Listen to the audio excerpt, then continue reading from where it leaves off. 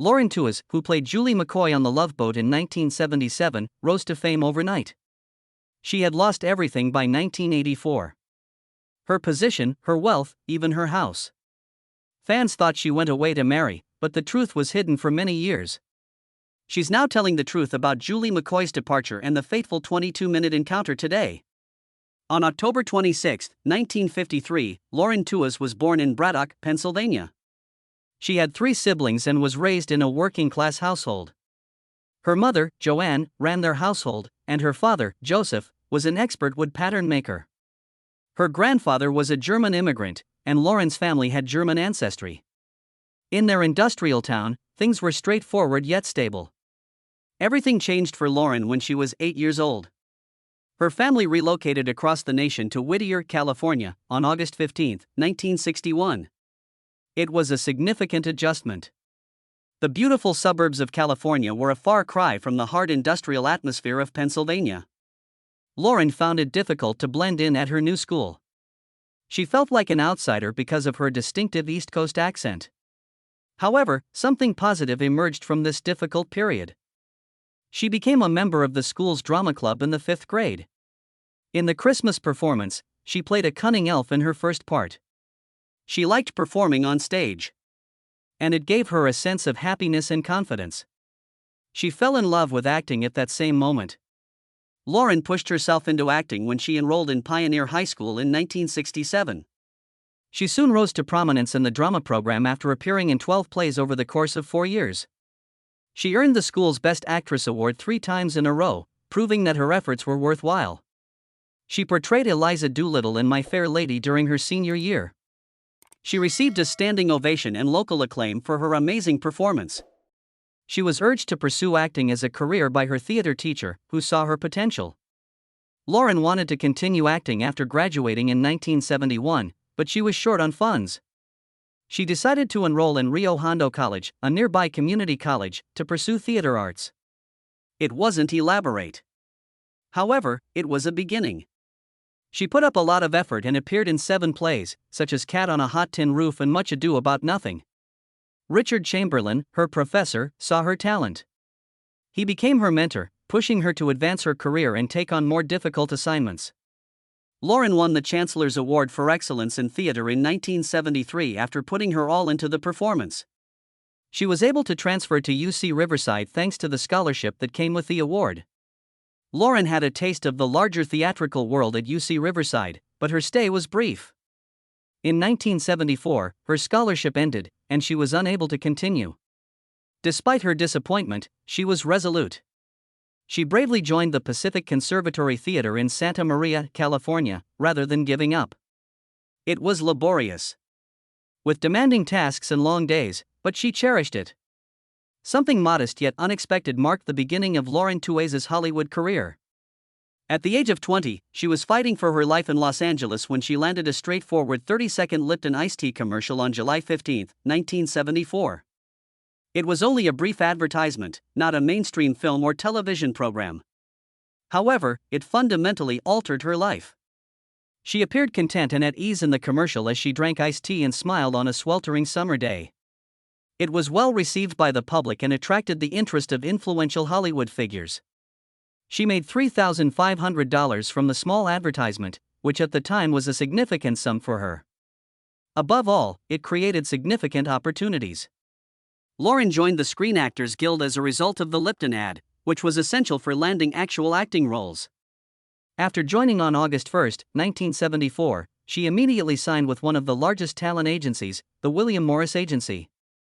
Lauren's career took off after the Lipton commercial. She made appearances in 14 TV series between 1974 and 1977.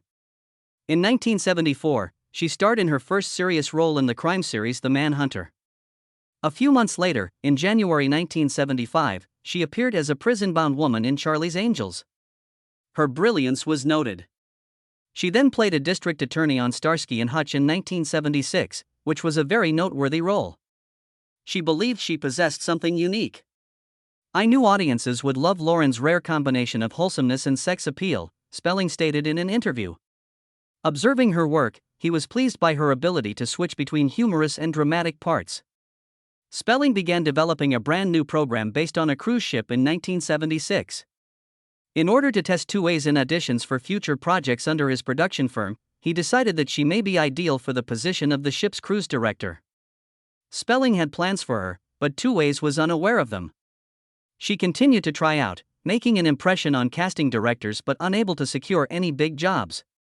Spelling was discreetly training her for what would turn out to be the pivotal role in her career behind the scenes. Tewes' life abruptly changed in October 1977. Aaron Spelling called her at 9 p.m. on October 15 to offer her the part of Julie McCoy, the Love Boat's cruise operator. The very following morning was supposed to be the start of filming. Later, Tewes stated she initially believed it to be a joke. She remembered, who gives a lead role with less than 12 hours' notice, yet it was true. She studied cruise ships and committed her lines to memory during the night. She had to be on set at the RMS Queen Mary in Long Beach, California, the following morning. To get there, she borrowed $17.50 from a friend to change a tire on her ancient Volkswagen Bud because her car wasn't running. She was going to become famous because of this job, even though she didn't realize it yet. In less than a day, she had to commit 47 pages of dialogue to memory. She used every spare moment to rehearse her lines, including hiding in the restroom on set. She repeatedly messed up her key line on her first day. "Hello, and welcome to the team. Your cruise director is me, Julie McCoy." She said Julie McCloud 23 times because she was so anxious. However, it was evident to everybody that she possessed something unique. 3 days later, the filmmakers realized she was the right fit for the role and revised many of her sequences, giving her a larger role. Lauren wasn't initially selected for the position. She defeated 99 other actresses, including the then unknown Meryl Streep. According to the casting director, Lauren's ability to cry when called upon helped her land the position. She was requested to cry during her audition, and within 7 seconds, tears were streaming down her face. That made the agreement final. The Love Boat was an immediate smash when it debuted on September 24, 1977. Cruise reservations increased by 172% as a result of it. In order to meet the demand, cruise lines had to construct additional ships. The theme song also rose to fame. For a time, it even became the anthem of Norway's merchant fleet. The Love Boat was popular everywhere, and it had an impact on travel, fashion, and even Navy recruitment efforts. On a defunct boat, fans even established a fictitious nation named Love Boat Nation because they were so enamored with the show. The faces of the cast were on their own passports and banknotes. After 37 days, the Coast Guard took it down, demonstrating the popularity of the show. Lauren became famous overnight as a result of all of this. Within 2 weeks, she was well known everywhere. Fans began acting irrationally. She was accosted by more than 300 people in a store one day, resulting in thousands of dollars worth of damage. For 8 months, the producers had to employ 3 bodyguards to accompany her around. Every week, she received 1,500 fan letters, some of which contained proposals of marriage. She received a full bouquet from an admirer who sent her a rose petal every day for a year. But it wasn't easy to deal with the sudden fame. Lauren was already feeling the pressure by 1979, only 2 years into the show. She was unfamiliar with the world of Hollywood. She once compared it to being a child from Whittier, California, and being thrust into a glamorous and extravagant lifestyle. She was unsure of how to blend in. Lauren began attending upscale parties in Hollywood. She didn't fit in with the glitzy, self-assured crowd at these occasions. In an attempt to relax and blend in, she started drinking at these gatherings. However, late nights and excessive drinking didn't go well with the lengthy filming days, which began early in the morning. Lauren soon began arriving late to set, occasionally with a hangover. Although many in her immediate vicinity were aware of the changes, nobody paused to inquire about the cause because the show was performing so well. Millions of people watched The Love Boat by 1980, making it a huge smash. Lauren felt greater pressure to act and look flawless as the show grew in size. She went to high-profile gatherings, but she felt more uncomfortable than happy. She heard actors discussing how they use cocaine to stay slender and energized at one party. She was informed she needed to reduce weight in order to maintain her position on the show, so this really stayed with her. In 1981, Valentine's Day, everything changed. Feeling insecure following a breakup, Lauren attended a large party. She was approached by a filmmaker who offered her cocaine, claiming it would help her unwind. Lauren had previously seen it but consistently refused. She gave in that evening. She then said that all she wanted at the time was to feel accepted. She felt self-assured and unstoppable after doing the cocaine. She believed she had at last figured out how to blend in. However, this decision soon became problematic. Even while working on the show, Lauren was using cocaine multiple times a week by the summer of 1981. Lauren made an effort to conceal her addiction throughout this period. She made up reasons for her runny nose and other indications of drug use, and she came to work early to consume cocaine in private. To give the impression that she hadn't lost weight, she even wore a padded outfit. The medicine was ruining her, but she needed it to keep awake and focused. Tewes later acknowledged that her appearance began to change as a result of her drug usage and that she occasionally arrived at work after going days without sleep. Tewes made an effort to maintain her life, career, and marriage. However, it was not feasible. "I was trying to keep my job, keep my husband, and keep my house," she claimed in 1985. "I was attempting to win over everyone. I was also ruining myself." Her addiction was no longer a mystery by the 7th season of the show, which ran from 1983 to 1984. Producers and co-stars noticed the toll it was taking. Despite attending treatment in 1982, she continued to use drugs while working on the show, thus it didn't help. She suffered from mood swings, psychosis, tooth damage, and weight loss as a result of the strain to maintain a flawless public image while battling her addiction. Her connections on set were also destroyed by her addiction. She received support from her co-stars, including Gavin MacLeod and Bernie Capel, in the early seasons. However, they grew irritated as her drug use increased. She began turning up clearly intoxicated, forgetting lines, and arriving late. The studio spent thousands of dollars on reshoots and delays as a result of these issues. A whole day of filming had to be scrapped in 1983 after Tewes locked herself in her dressing room for hours. Producers sent her to rehab in an attempt to help her, but it was unsuccessful. Her conduct continued to deteriorate. On the set, there were also shocking situations. In a late 1983 episode, Tewes was so drunk when she came that she was unable to speak her lines. She began screaming at the director and stormed off the scene after multiple unsuccessful tries. Everyone was concerned when she vanished for a full day during a location shoot in the Caribbean in 1984. Eventually, they discovered her in a nearby tavern, unable to explain her whereabouts and incoherent. The production lost $100,000 and a whole day as a result of that error. Additionally, she frequently arrived late or not at all. She once embarrassed her co-stars by nearly falling off the stage at a live promotional event while clearly intoxicated. In addition to harming her health, her addiction left her penniless. Tewes made $10,000 per episode of The Love Boat during her height, which is equivalent to $35,000 per episode in modern currency. However, she lost all of the money to her addiction. She acknowledged that she spent more than $1,000 a day on cocaine during the worst of the times, totaling $365,000 annually. She spent over $2 million in all, or about $7 million in today's currency. Due to her inability to make payments, she lost both her home and her vehicle. She had hardly nothing left by the time she was fired in 1984. Lawsuits made her issues worse. She was sued for unpaid fees by creditors and even her former manager. She declared bankruptcy in 1985, claiming to have less than $100,000 in assets and more than $500,000 in debt. In 1983, during the 7th season of The Love Boat, Lauren Tewes' life reached a breaking point. Her cocaine addiction had taken hold by that point.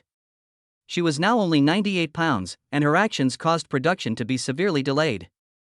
The situation worsened while an episode was being filmed on November 3, 1983.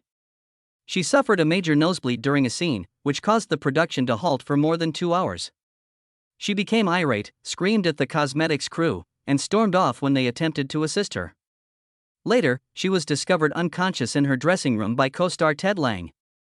For years, executive producer Douglas S. Kramer has been concerned about Tewes. He informed ABC officials in a 1982 memo that her mood swings and weight loss were becoming major issues. He had recorded 23 instances of her being late, forgetting her lines, or acting oddly by the end of 1982.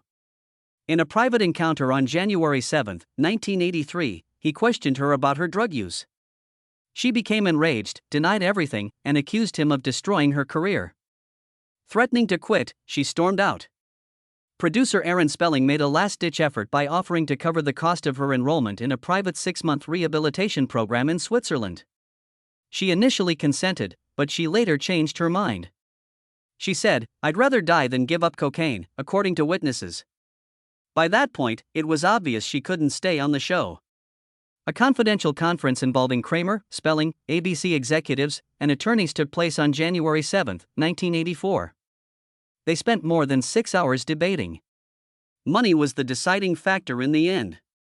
Over 2 seasons, her delays had cost the show $3.2 million. And big sponsors threatened to remove their advertisements. Kramer personally broke the news to her on January 10, 1984. The meeting went on for 22 minutes. Tewes started sobbing uncontrollably. After that, she had to be sedated by medical personnel. The producers wrote her character, Julie McCoy, out gradually so as not to shock viewers. February 25, 1984, was the day of her last program. Julie declared in it that she was going to marry someone. At first, fans were unaware of the true cause. By the end of the season, ratings had returned after a 22% decline in the first episode without her. After leaving the Love Boat in 1984, Lauren Tewes' life was difficult. She was a star once, but Hollywood seemed to forget her. She continued to try out for jobs for 2 years, from 1984 to 1986, but she hardly obtained any. She only managed a few small roles, such as a cameo on Hotel in 1986 and a brief part in the 1985 television film Hollywood Wives. For her, the contrast between being a star and battling for menial employment was agonizing. Lauren claimed in a 1987 interview that she was unable to even get tryouts for basic roles, such as a commercial for dog food. She had spent all of her savings by the end of 1986. Lauren briefly returned to the Love Boat in 1985, a year after she had left the show. Lauren wasn't sure she wanted to go back at first. Producer Aaron Spelling personally reassured her that the atmosphere would be encouraging, despite her concerns that it would revive previous issues. It felt weird when she returned to the stage. She compared it like entering a time warp. Though everything felt different, everything had the same appearance.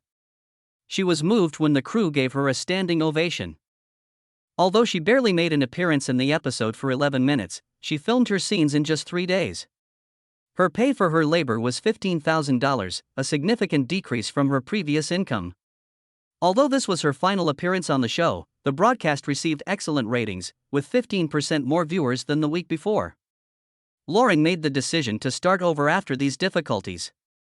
She relocated to Seattle, Washington, in 1994 and concentrated on voice acting and regional theater. She frequently appeared at the Seattle Repertory Theater and became a member of the Tacoma Actors Guild. She performed in more than 20 theatrical performances from 1994 to 2000, such as Who's Afraid of Virginia Woolf, 1998, and A Streetcar Named Desire, 1996. Her performances were hailed by critics as forceful and heartfelt. In order to work without the stress of being in the spotlight, Lauren began voice acting at the same time. Her first significant voice job was that of Nadine the Narwhal in the Freddy Fish video game series in 1997. This resulted in more occupations in video games such as Pajama Sam 3 and the X-Files game. She had voiced more than 30 projects by 2005.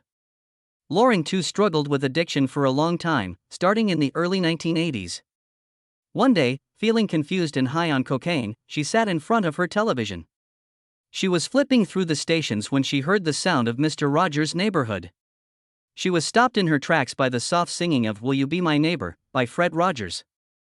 There was something about it that surprised her. Lauren was unable to turn away. She sat for 37 minutes listening to Fred Rogers use puppets to relay stories about kindness and self-worth. In the middle of her hectic life, the show's warmth and serenity felt like a lifeline. She broke down in tears when she realized how drastically her life contrasted with the show's straightforward, moral message. Something changed inside of her when it was over. She came to see that her addiction was harming not only her job but also her relationships with other people and her sense of self. Later, she referred to experience as God speaking to me through Mr. Rogers. She called a rehabilitation facility the following day. That marked the beginning of her sober journey. Lauren enrolled in a 30-day rehabilitation program at the Betty Ford Center 2 days later, on January 24, 1984. It was challenging. She had individual counseling, group therapy, and confronted the causes behind her initial drug use.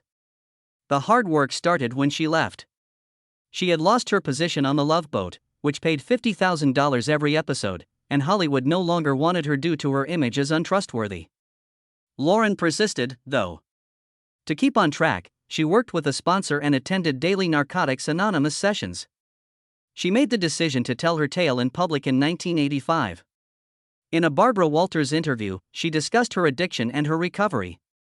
It was a courageous action that demonstrated to others that addiction was treatable.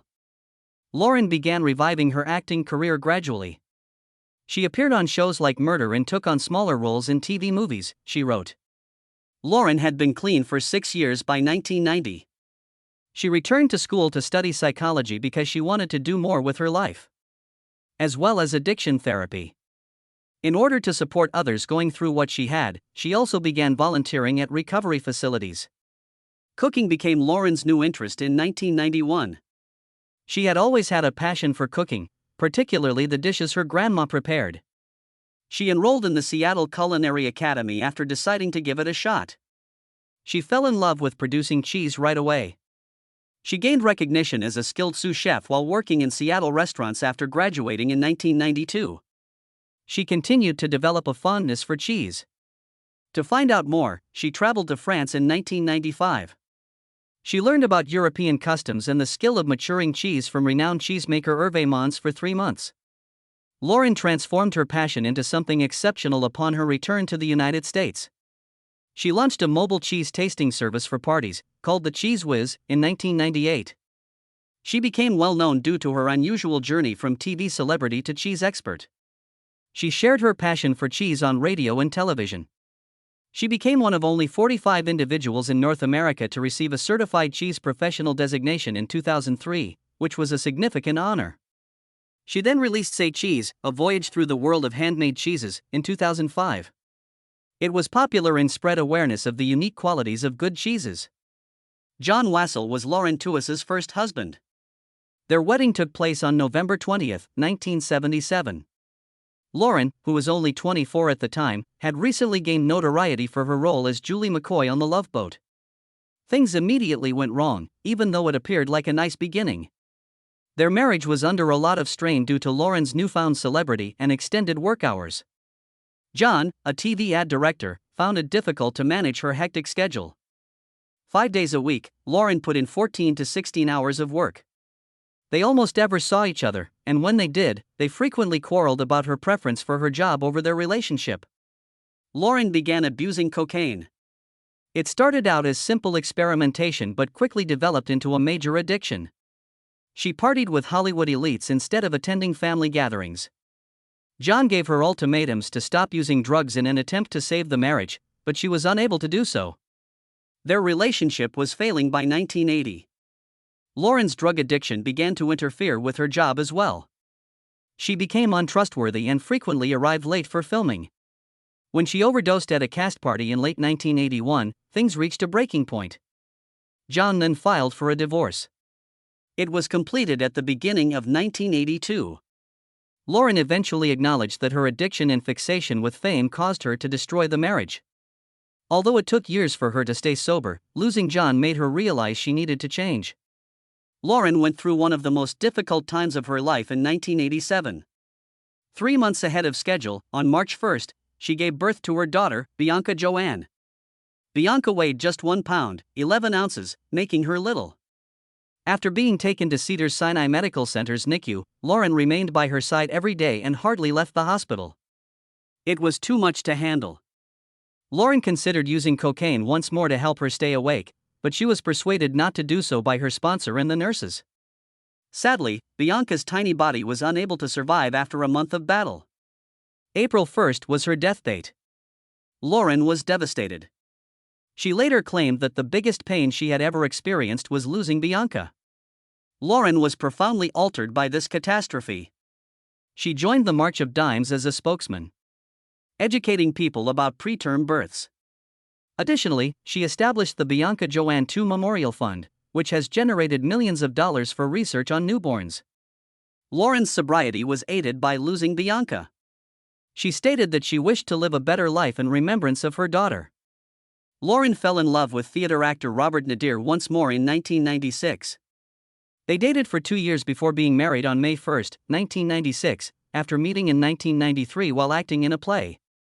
Robert shared Lauren's passion for theater and was polite and encouraging. They were involved in the local arts scene and created a happy life together in Seattle. However, their joy was fleeting. Robert began to feel weak and exhausted in 1997.